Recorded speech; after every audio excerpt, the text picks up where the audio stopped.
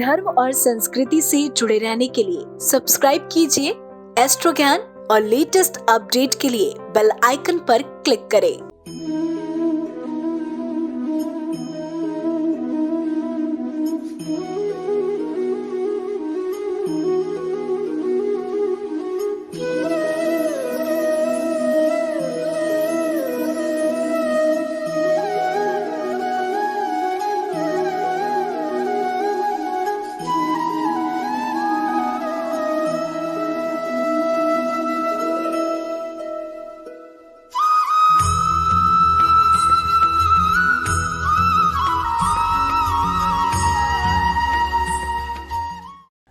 आदत बदले जीवन बदल जाएगा।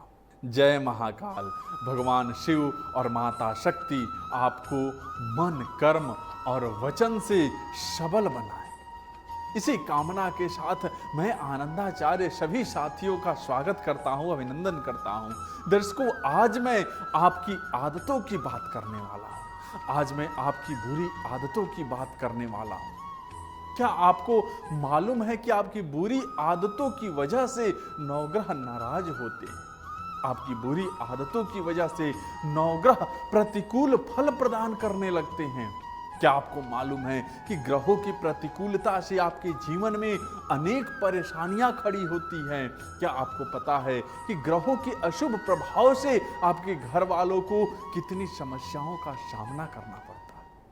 जी हाँ दर्शकों, यह सच है कि आपकी गलती और बुरी आदतें परेशानियां खड़ी कर देती है।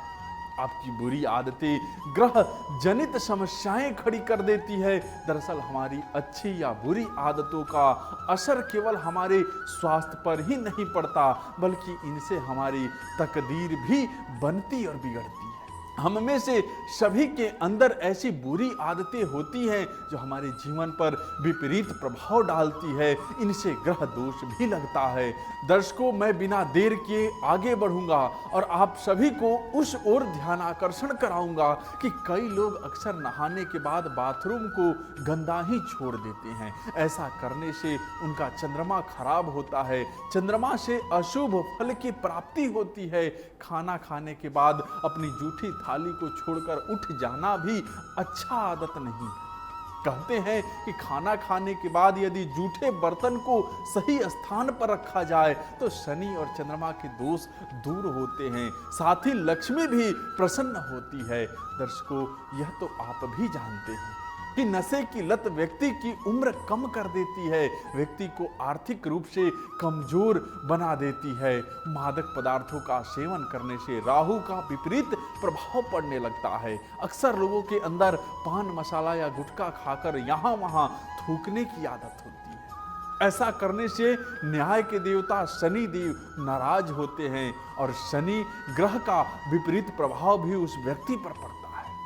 दर्शकों, यदि आप अपनी जूठी थाली या बर्तन को उठाकर वाश बेसिन या फिर उनके धुलने वाली जगह पर रखते हैं या उन बर्तनों को साफ कर लेते हैं तो चंद्रमा और शनि दोनों अनुकूल फल प्रदान करते हैं। यदि कोई व्यक्ति किसी बुजुर्ग का व्यक्ति का अपमान करता है तो उसके घर की बरकत खत्म हो जाती है। यदि आप मंदिर की साफ सफाई करते हैं तो देवगुरु बृहस्पति आपको बहुत अच्छे फल प्रदान करते हैं। मित्रों, यदि आप देर रात तक जागते हैं तो चंद्रमा आपको अच्छे फल नहीं देते हैं। आपका मन विचलित रहता है, किसी काम में आपका मन नहीं लगता है, आप भ्रमित रहते हैं।